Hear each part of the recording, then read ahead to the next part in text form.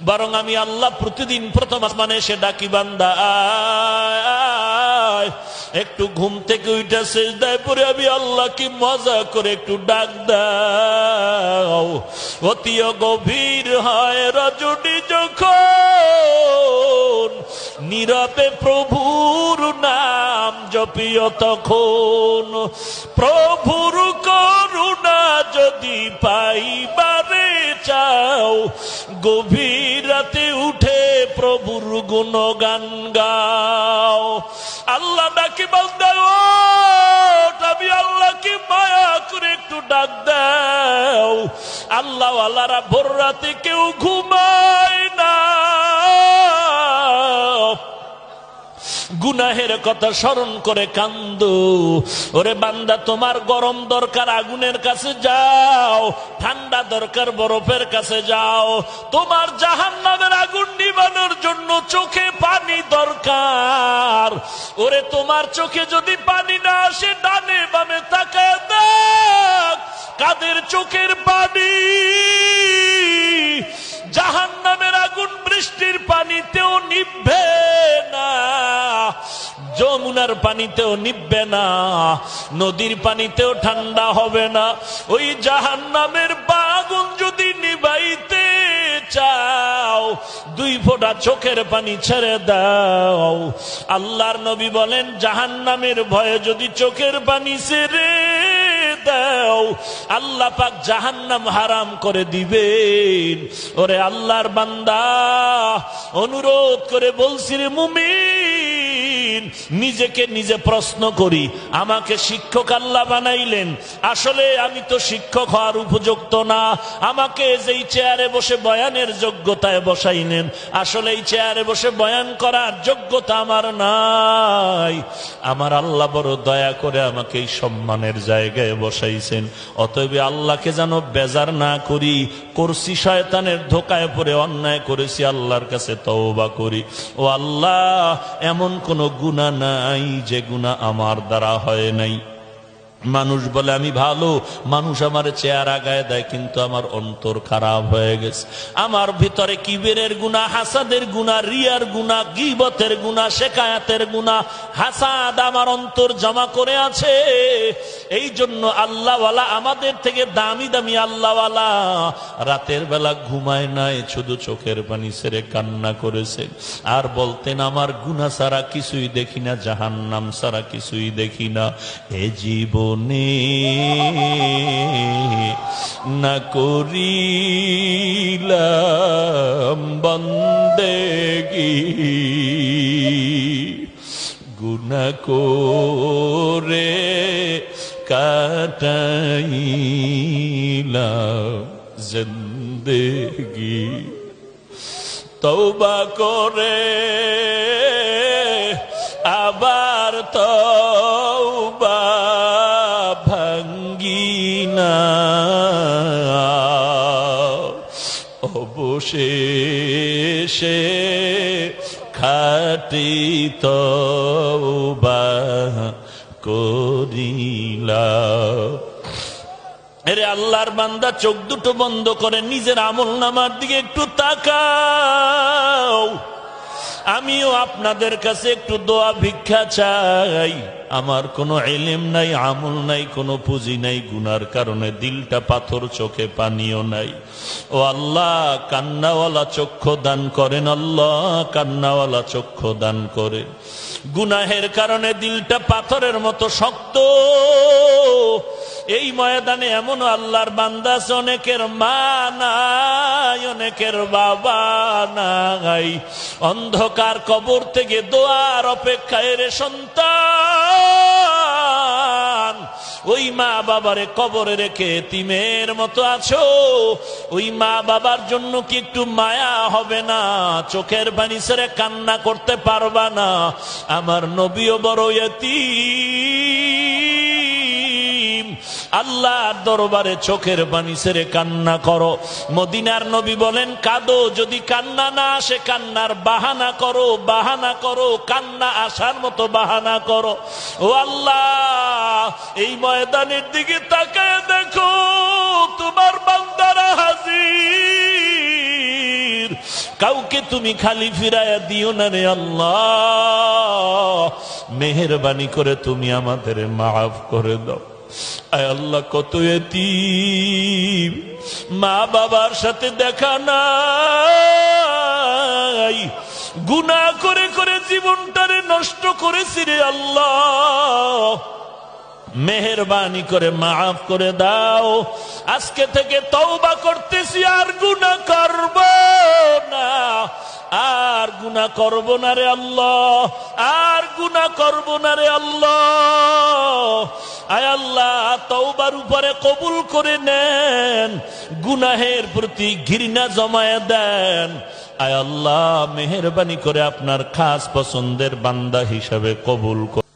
দুনিয়ার লাইনে সময়টারে কাজে লাগাও, জিরো থেকে হিরো হয়ে যাবে রে ভাইজান। যারা সময়টারে মূল্যায়ন করেছে তারা স্বর্ণের ইতিহাস হয়ে আছে। সময়টারে যারা অবমূল্যায়ন করলো তাদের জীবনটা খারাপ, ধ্বংসর পথে চলে গেল। সময়টারে মূল্যায়ন করো, সময় বড় দামি একটি সম্পদ। যুবকেরা বলে, হুজুর আমরাও তো সময়টারে কাজে লাগাইতেছি, আরামের রাতের ঘুম নষ্ট করে ফেসবুক চালাই। মা আমারে ধমক দেয়, আমি উল্টা মায়েরে ধমক দেই, মা তোমার ঘুম তুমি ঘুমাও, আমার প্রেমের বন্ধনে তুমি আঘাত করো না। যদি বেশি বাড়াবাড়ি করো রে মা, তখন তোমাকে চিনব না, প্রেমের বন্ধনে আবদ্ধ হয়ে অন্ধ হয়ে যাব। আমাদের দেশে কাঠের ঘর করে, কাঠের ঘর, 1 বছর 2 বছর পরে দেখা যায় কাঠ ভেঙে যাচ্ছে, ভেতরে পোকায় ধরে ধরে আস্তে আস্তে নিমিষেই শেষ করেছে। এই মোবাইল একটা ওই পোকার মতো, তোরে রাতারাতি নষ্ট করবে না, 1 দিন 2 দিন, 1 মাস 2 মাস 1 বছর পরে দেখবি আল্লাহর দেওয়া কানের পার্সটা 20 বছর তোর তাজা থাকার কথা, কিন্তু তোর 20 বছর 40 বছর 50 বছর পর্যন্ত কানের পার্স নষ্ট হওয়ার কথা না, কিন্তু 25 বছরে কানের পার্স নষ্ট হয়ে গেল। মা কয়, বাবা ঘুমাবি না? বলে, এখন গোসল করব না। কানের পার্স নষ্ট হয়ে গেছে রে যুবক। কেন কেন জানো? তুই রাতের বেলা হিন্দি গানের তার কানের মধ্যে ঢুকাইয়া বিছানায় পড়ে আছিলি, তোর কানটারে নষ্ট করেছ তুই জানো না? তোর চোখের পাওয়ার দিন দিন নষ্ট হচ্ছে, তোর খবর নাই। তোর হাড় দুর্বল হয়ে যাচ্ছে, খবর নাই। তোর জন্য তোর মা বরদোয়া করে, তাও তোর খবর নাই। তোর শিক্ষকেরা পর্যন্ত তোর জন্য বরদোয়া করে, তোর খবর নাই। আমরা দেখেছি ভালো ভালো ছাত্র যারা আগের দিনের মুরব্বীরা 9, 8 পর্যন্ত পড়ছে, তুই 13 বার বিএ পাশ করিয়াও তাদের সামনে বিলাই হয়ে আছো। তাদের সেই সময়ের লেখাপড়াটার মূল্যায়ন ছিল ভিন্ন ধারায়, আর তুই এমন লেখাপড়া করো যে নকল ছাড়া পাশ করো না। খোদার কসম, তুই বিদ্যাচোর। তুই কত বড় নিবক হারাম, কত বড় বেহায়া বেলাজা। যেই বিদ্যা তুই চুমু খাইতি, যেই বিদ্যা তোরে আজ চেয়ারে বসায় দিল, যেই বিদ্যার কারণে তোরে 3rd ক্লাস থেকে 1st ক্লাস করে ফেললো, যেই বিদ্যার সম্মানে আজ তোরে মন্ত্রী ক্রেস্ট দেয়, যেই বিদ্যার কারণে তোকে এমপি সম্মান জানায়, সেই বিদ্যার পাতা, বইয়ের পাতা সিরিয়া শুনছি অনেক জনে বলে জুতার মধ্যে ঢুকায় রাখে, পরীক্ষার হলে নকল করে। ওরে বান্দা, তুই যে হও না কেন, তুই বিদ্যার মতো পবিত্র জিনিস চুরি করার অভিশাপের কারণে তুই যদি কোনোদিন চেয়ার পাও, জনগণের সম্পদ চুরি করা ছাড়া তোর কোনো পথ হবে না। তুই তো বিদ্যাচোর, কত বড় পবিত্র জিনিস চুরি করেছ তুই। তোর কপালে আর ভালাই আছে বলে আমার ভয় হয়। আজ তোর লেখাপড়া কোথায় গেল? মা বাবা খানা খায় না, তোরে লেখাপড়ার জন্য ঢাকায় পাঠিয়েছে। ঢাকার হোস্টেলে থাকো, রুম ভাড়া নিয়ে থাকো, আর মা বাবাকে বলো, বাবা একটা রুম আলাদা, বেসালার ভাড়া নিয়ে থাকি রে আব্বা, টাকা পাঠাও। মাসে মাসে বাবায় কষ্ট করে টাকা দেয়। তোর জন্য কিন্তু মা ঘরের মধ্যে কত রাত ঘুমায় না, আরামের খানাও নাই। তুই বদমাস, ওই মা বাবার হালাল টাকাটারে নিয়া বান্ধবীদের নিয়ে রমনা পার্কের গোড়ায় বসে আড্ডা করো। তোর কপালে গজব আসবে না তো এই জমিনে কার কপালে আসবে বল? তোর উপরে আল্লাহর লানত পড়বে না তো কার কপালে পড়বে বল? সময়টারে কাজে লাগাও। 1 বছর পরে ছেলেটার ফাইনাল পরীক্ষা, বিদ্যুৎ নাই, হারিকেন জ্বালায় জ্বালায় দিন রাত লেখাপড়া করত। কত ছাত্র আমি নিজে দেখেছি স্কুলে পড়ে, কলেজে পড়ে, রাতে ঘুম নাই। 1 বছর পরে পরীক্ষা, টেনশন শুরু হয়ে গেল। হারিকেন জ্বালায় জ্বালায় রাতের বেলা পড়ে, ঘুমায় না। 24টা ঘন্টার মধ্যে 2-4 ঘন্টা সারা বান্দা ঘুমায় না। আর এখন তুই লেখাপড়ার দরকার নাই, আজকে তোর চরিত্রের কোনো হিসাব নাই। আজকে মোবাইলটার মাধ্যমে তোর জীবন শেষ, যৌবন শেষ, লেখাপড়া শেষ, তোর খবর হলো না। সময়টার এত অবমূল্যায়ন করলি, এত অবমূল্যায়ন করার কারণে এক সময় দেখা যাবে সার্টিফিকেট নিয়ে বটগাছ তলাবায় কানবি, কপালে চাকরি আসবে না। সৃষ্টির শ্রেষ্ঠ ইতিহাসের পৃষ্ঠায় যাদের নাম, এত বড় মুফাসসির, এত বড় মুহাদ্দিস, এত বড় আলেম, এত বড় বুজুর্গ, এত বড় আল্লাহর ওলি কুতুবুল আলম, এত বড় দামি দামি সাহাবায়ে কেরামরা ছিলেন, এত বড় দামি, এত বড় ইলমওয়ালা, এত বড় বালাগাতওয়ালা, ফাসাহাতওয়ালা, এত বড় তারা আল্লাহর মোহাব্বতের বান্দা হয়ে গেল, যাদের ব্যাপারে আল্লাহ বলেন রাদিয়াল্লাহু আনহুম ওয়া রাদু আন, আমি আল্লাহ তাদের উপরে রাজি, তারাও আমি আল্লাহর উপরে রাজি আছে। এরে নবীর উম্মতের দল, কারণটা কি? এরা সময়টারে এত মূল্যায়ন করেছেন। এই সাহাবায়ে কেরাম এত বড় মুহাদ্দিস, এত বড় মুফাসসির, এত বড় মুহাদ্দিস মুফতি হওয়ার পরেও এদের 5 ওয়াক্ত নামাজ বন্ধ। 5 ওয়াক্ত তো না, ইশরাক বন্ধ নাই, আউয়াবিন বন্ধ নাই, চাষ বন্ধ নাই, তাহাজ্জুদ বন্ধ নাই, সালাতুল হাজাত বন্ধ নাই, যুদ্ধের ময়দানে পেছনে নাই, বিবির হক আদায়ের বেলায় পিছপা হয়নি, সব লাইনে তারা দৌড়ায়। রাতের বেলা কান্নায় তারা 1 নাম্বার, দিনের বেলা মানুষের পায়ে ধরে দাওয়াতের বেলা 1 নাম্বার, বেঈমানের বিরুদ্ধে আন্দোলনের ময়দানেও তারা 1 নাম্বার। সময়টারে কাজে লাগিয়েছেন সাহাবায়ে কেরাম, সময়টারে কাজে লাগিয়েছেন সাহাবায়ে কেরামের নিচে তাবিঈন। ইমাম আবু হানিফা রাহমাতুল্লাহি আলাইহি একজন খায়রুল কুরুনি করনি, সুম্মাল্লাযীনা ইয়ালুনাহুম, সুম্মাল্লাযীনা ইয়ালুনাহুম। নবী বলেন আমার যুগ স্বর্ণের যুগ, আমার পরের যুগ স্বর্ণের যুগ, আমার তারপরে যেই যুগটা তাও হবে স্বর্ণের যুগ।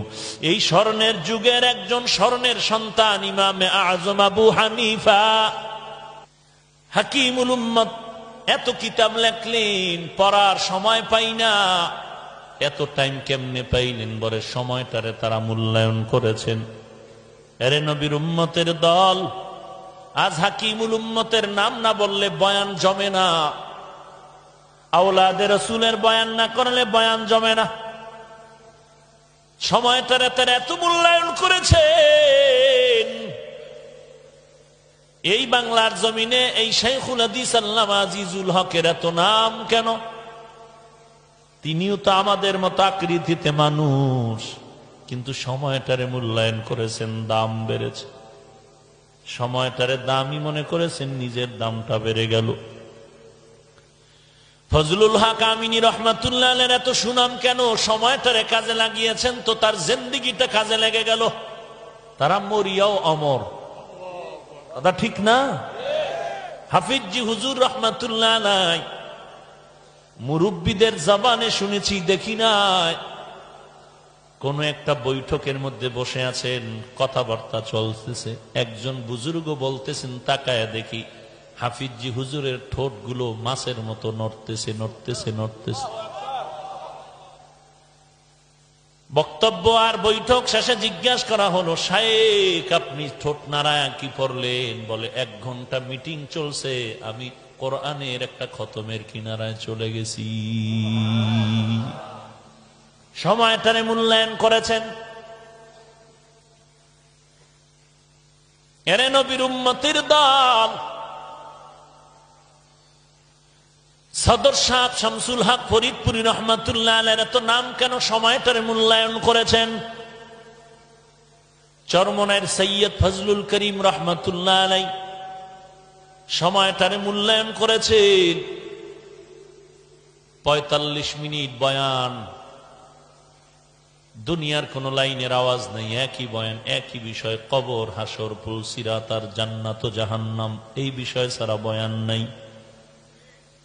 40 মিনিটের আগুন যারা বয়ান চলতেছে, মুক্তার দানার মতো মানুষগুলো কেমন যেন মিনি মিনি হাসরের মাঠ তৈরি হয়ে যাচ্ছে।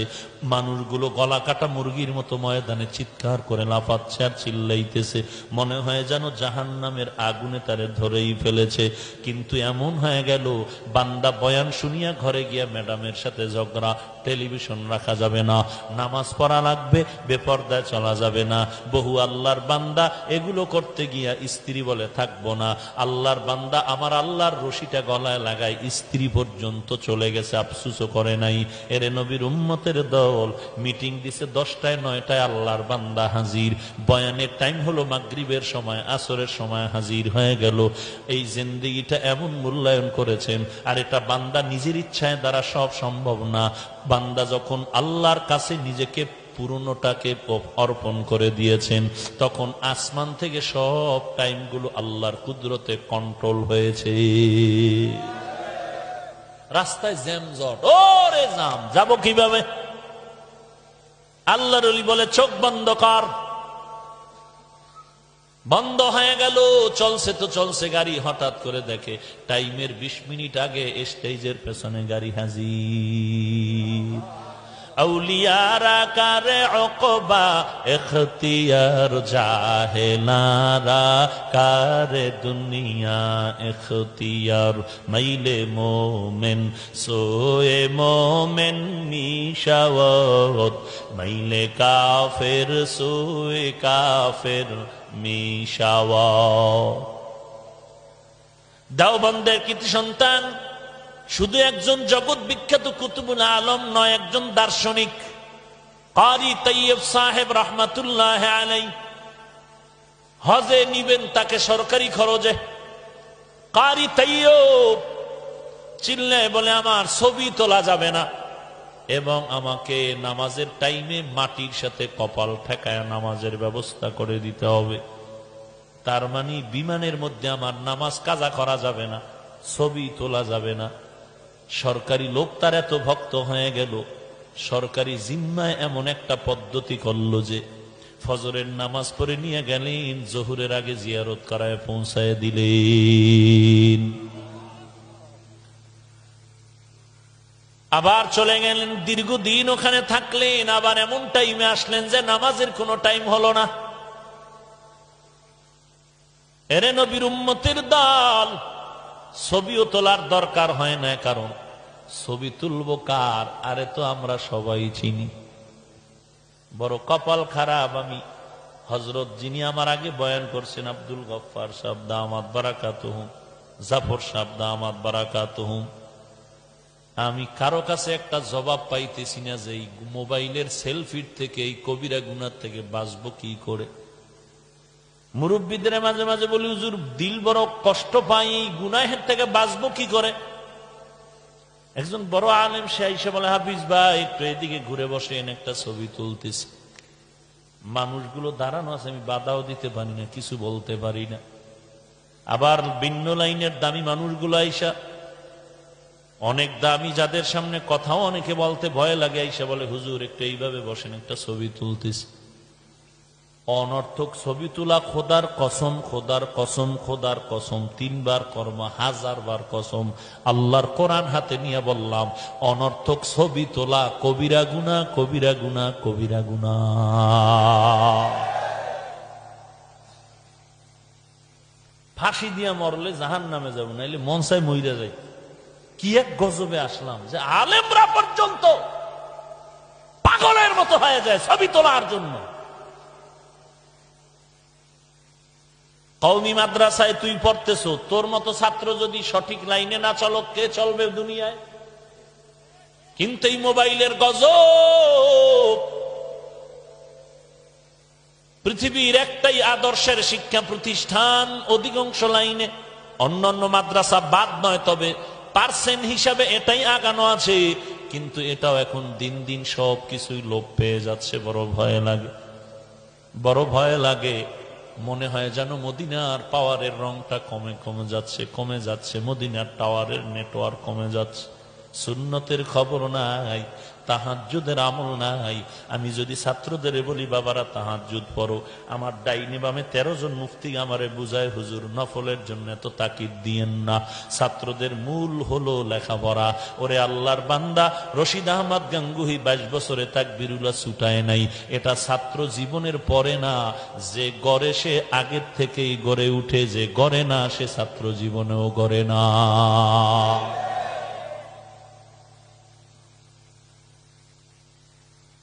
আহা, কি বলবো।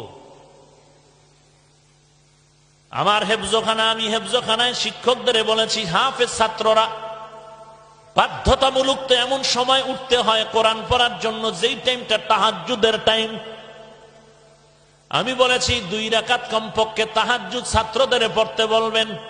ওস্তাদদের তো আর পারি না যে আপনারাও পড়বেন। তাদেরকে বুঝাই, আপনারা একজন মুরব্বীর মাথা হাতে চলেন, ইসলাহের সম্পর্ক রাখেন।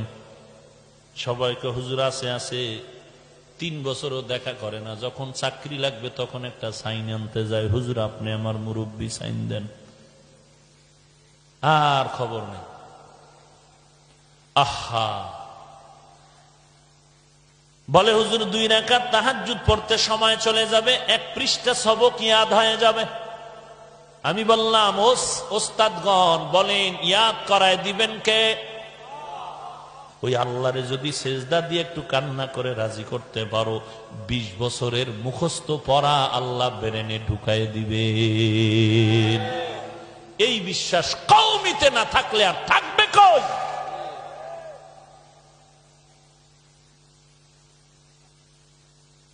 ঢাকাতে তো এমন, আমরা যে মাদ্রাসাগুলোতে পড়ছি চরমনাইয়ের সিলসিলার লাইনে, আমার 14 গোষ্ঠী এই দিনের লাইনে, আমার দাদা নানা বাবা চাচারা ভিন্ন লাইনে ছিল।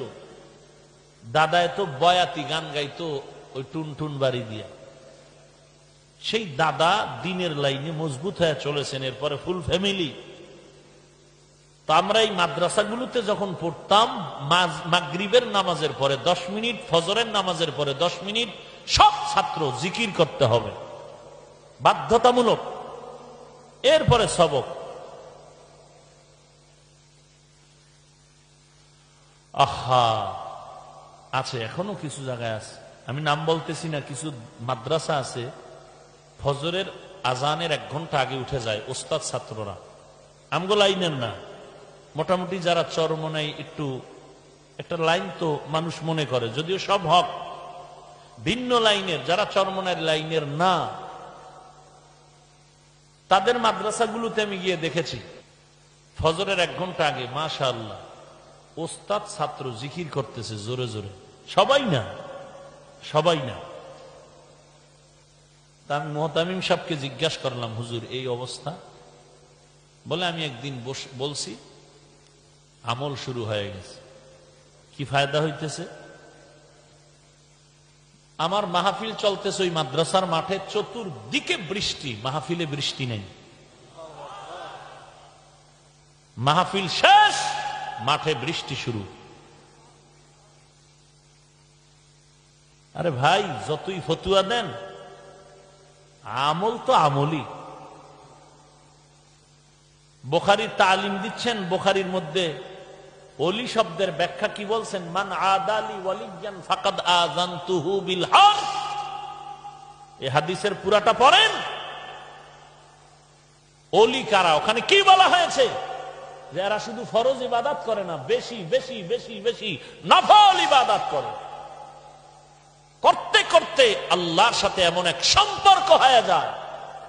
আল্লাহ বলেন নবী, হাদিসে কুদসি আল্লাহ বলেন নবী, ওই অলিদের অবস্থা এমন হয়ে যায়, মোহাব্বতের বন্ধনে এত পাওয়ারফুল হয়ে যায় যে বান্দার হাত আমি আল্লাহর হাত হইয়া যাই।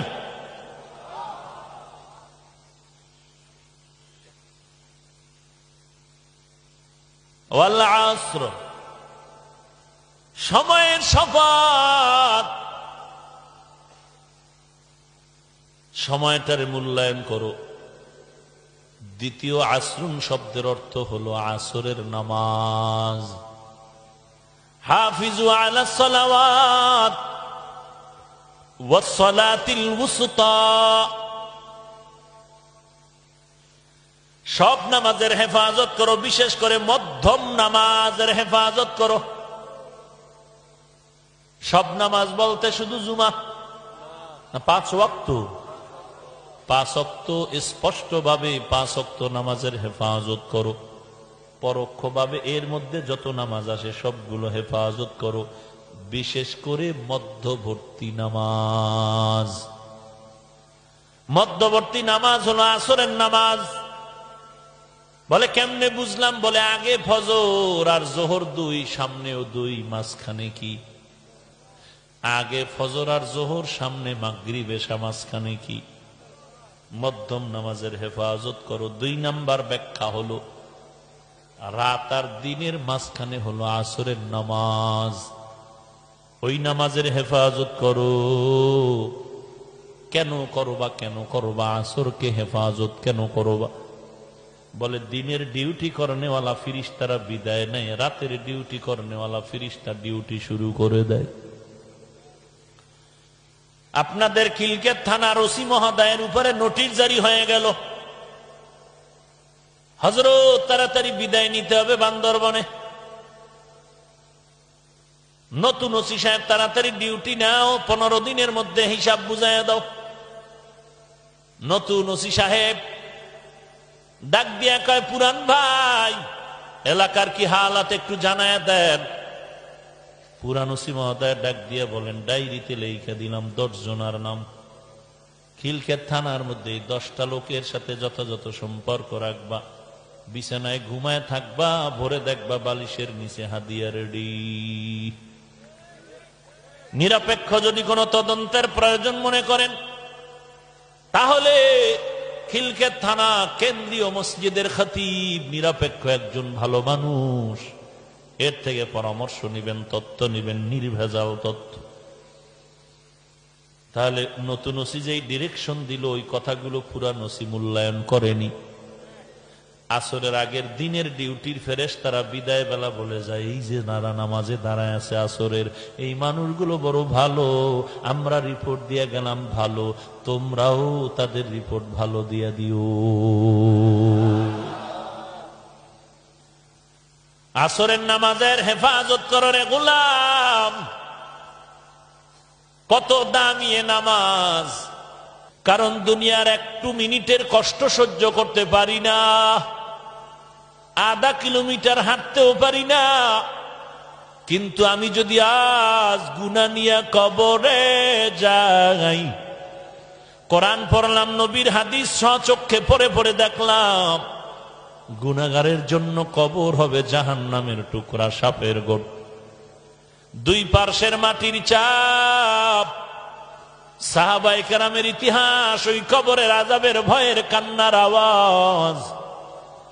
বেলালের পায়ে রশি লাগায়া মক্কার বালুর মধ্যে গরম বালুতে টানে, বেলালের চামড়া পুড়ে যায়। এই বেলাল আমার নবীর এত পাগল, নবীজির একটা কথা যেন ছুটে না যায়। বেলাল খানা দিয়ে তাকায় না, পয়গম্বরের দরবারে পড়ে আছে। বেলালের এমন হালাত হয়ে গেল, না খায় না খায় দুর্বল হয়ে রাস্তার মধ্যে পড়ে আছে। মানুষেরা পাড়ায় পাড়ায় যায় আর বলে, বেলাল বোধহয় একটা রোগী হয়ে পড়ে আছে, মির্গি রোগ আছে। ওই বেলাল একদিন রেশমির কাপড় দিয়া নাক মুছতেছে, চেহারা মুছতেছে, আর বলে, রে বেলাল, আবু হুরায়রা রাদিয়াল্লাহু তাআলা রসুলের এত মোহাব্বতের সাহাবী, যদিও অন্যান্য সাহাবায়ে কেরামদের মান অনুযায়ী তার পয়েন্ট কম, কিন্তু আল্লাহর কাছে এত দাম যে আবু হুরায়রা বলেন, ও আবু হুরায়রা, তুই তো ওই দিনের বান্দা যেদিন তুই ক্ষুধার তৃষ্ণায় মাটিতে পড়ে আছিস। মানুষ তোরে পাড়ায় গেছে, তুই মির্গি রোগের আসামি। শুধু নবীর মোহাব্বতের আওয়াজ। এরে আল্লাহর গোলাম, আল্লাহর মোহাব্বত নিয়ে নিজের চিন্তা করো। দুনিয়াতে একটু স্বার্থে আঘাত লাগলে স্ত্রী পর্যন্ত আর কথা বলে না। অতএব দুনিয়াতে আমার আল্লাহ ছাড়া কেউ নাই, কবরে যাওয়ার পরে আমার আল্লাহ ছাড়া কেউ নাই। এমন কোন আল্লাহওয়ালা পাবেন না যারা কবরের আযাবের ভয়ে জীবনে কান্না করেন নাই। হাঁটতে চলতে উঠতে বসতে গুনগুন গুনগুন করে একটা মৌমাছির মতো আওয়াজ, শুধু কবরের আযাবের ভয়ে কান্নার আওয়াজ। আল্লাহওয়ালাদের কান্না আমাদের থেকে তাদের আমল এত বেশি, তারপরও কানলেন কবরের আযাবের ভয়। তাদের অনুযায়ী তো আপনার আমার আমল ঠিক নাই। অতএব আমাদের আপনার কত কান্না দরকার, অথচ চোখে পানিও নাই।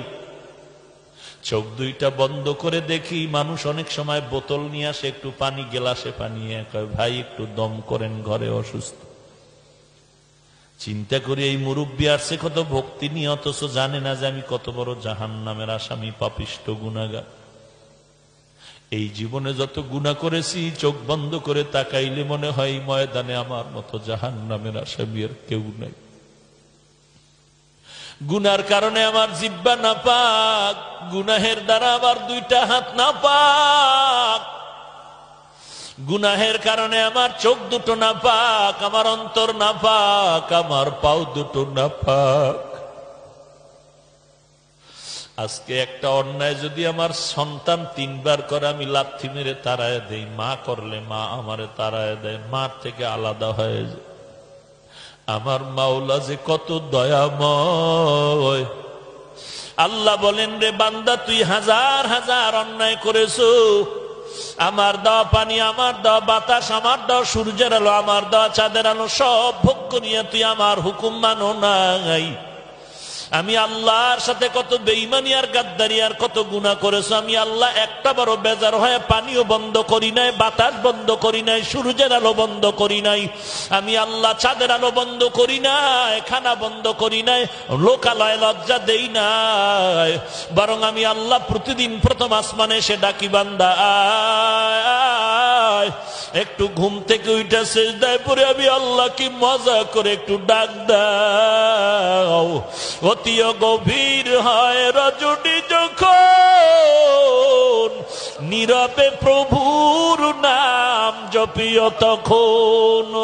প্রভুর করুণা যদি পাইবারে চাও, গভীর রাতে উঠে প্রভুর গুণগান গাও।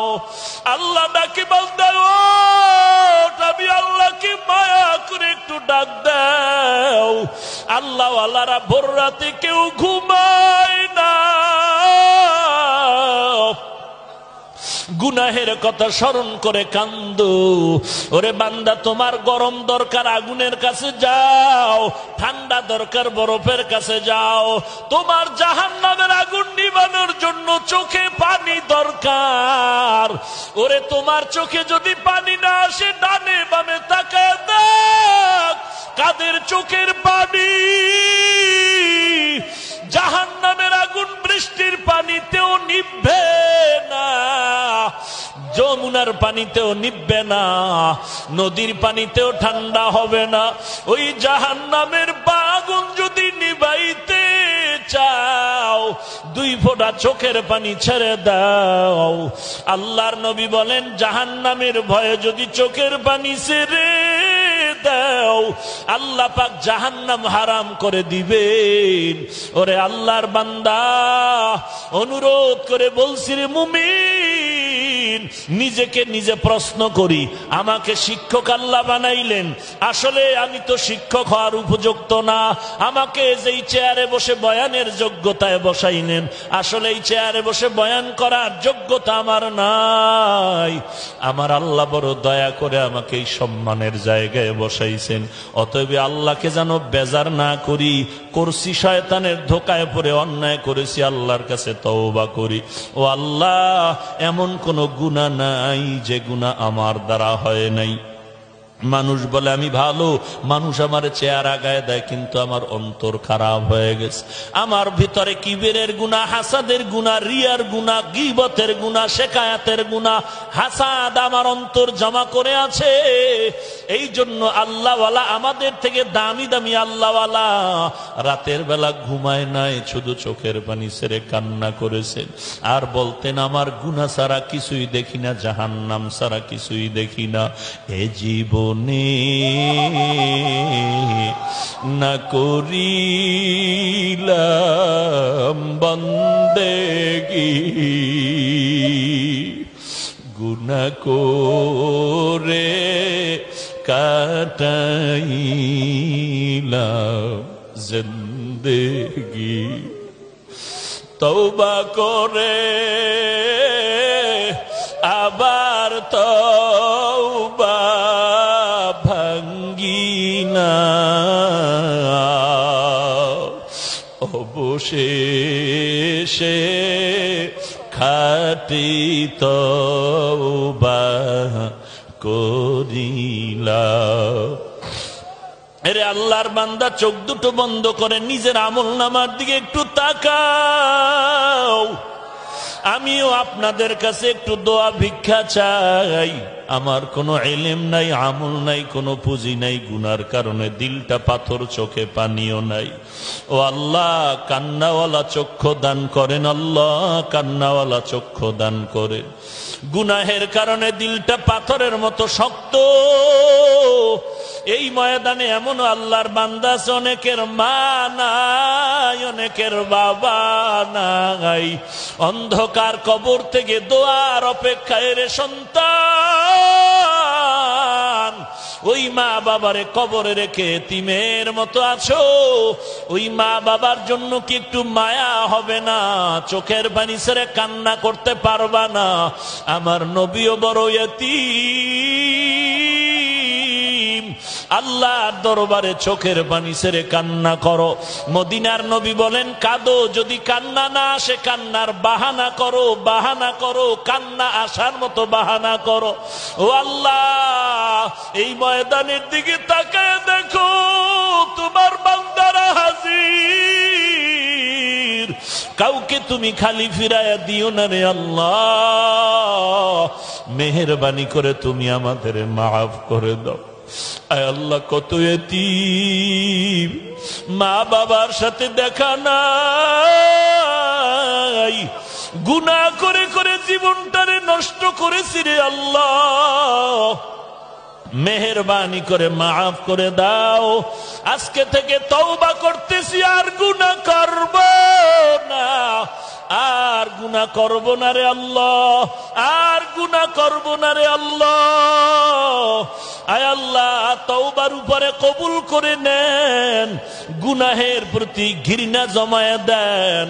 আয় আল্লাহ, মেহেরবানি করে আপনার খাস পছন্দের বান্দা হিসাবে কবুল করে নেন। আলহামদুলিল্লাহি রাব্বিল আলামিন, ওয়াসসালাতু ওয়াসসালামু আলা সাইয়্যিদিল আমবিয়া ওয়াল মুরসালিন ওয়া আলা আলিহি ওয়া আসহাবিহি আজমাইন। ইয়া আরহামার রাহিমিন, ইয়া আরহামার রাহিমিন, ইয়া আরহামার রাহিমিন।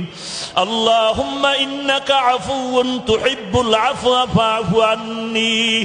ও আল্লাহ, কুদরতের নজর দিয়ে দেখেন, আয় আল্লাহ, আপনার বান্দা ওলামায়ে কেরামরা হাত তুলেছেন, সাদা দাড়িওয়ালারা হাত তুলেছেন, পর্দার আড়ালের মা বোনেরা হাত তুলেছেন। আয় আল্লাহ, কত যুবক, কত ছাত্র ভাই, কত ব্যবসায়ী শ্রমিকেরা হাত তুলেছেন। টাকার লোভে হাত তুলি না, খানার লোভে না, জাহান্নাম থেকে মুক্তি চাই। গুনাহগার হয়ে কবরে যেতে চাই না রে আল্লাহ। গুনাহ নিয়ে কবরে গেলে কবরের আযাব সহ্য করতে পারবো না রে আল্লাহ। কবরের দুই পার্শ্বের মাটির চাপ, জাহান্নামের আগুন সহ্য করার শক্তি নাই রে মালিক। মেহেরবানি করে মাফ করে দেন। আপনি যদি মাফ না করে তাড়ায় দেন, আমাদের যাওয়ার আর কোনো দরওয়াজা নাই। চতুর্দিক থেকে দুশমন, দুশমন আর দুশমন। আল্লাহ আপনি ছাড়া আমাদের আর কেউ নাই। আয় আল্লাহ জীবনের গুনাহ মাফ করে দেন।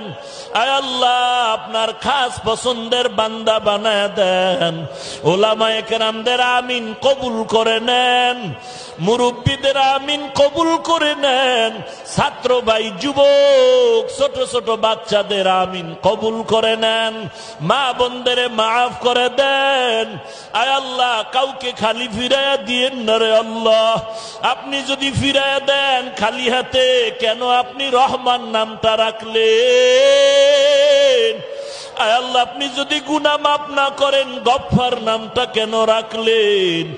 আয় আল্লাহ আমরা গুনাহ করেছি, শয়তানের ধোকায় পড়ে আর গুনাহ করব না রে মালিক। মেহেরবানি করে মাফ করে দেন। আয় আল্লাহ মাহফিল কবুল করে নেন, মাদ্রাসা কবুল করে নেন, মসজিদ কবুল করে নেন। সারা দুনিয়ার মুসলমানের শান্তি দান করেন আল্লাহ। বাংলাদেশ শান্তির দেশ বানায় দেন।